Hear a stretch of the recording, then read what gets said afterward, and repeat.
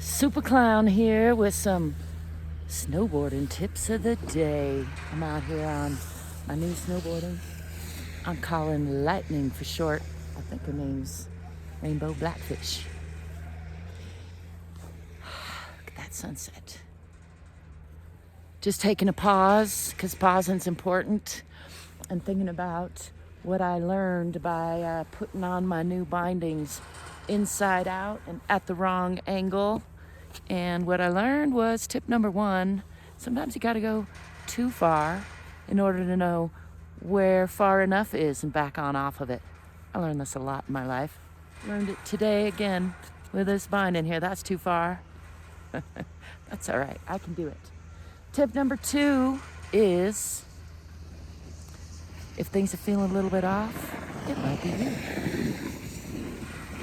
Prime example, same example. I couldn't figure out why this binding wouldn't go on correctly and felt all funny on top of over angling this one. And then I figured out, oh, it says left on it, and this is my right foot. So I put them on inside out, and they are directional, as is my board. This is my first directional board, Lightning, aka Blackfish, aka Rainbow Blackfish. And ow!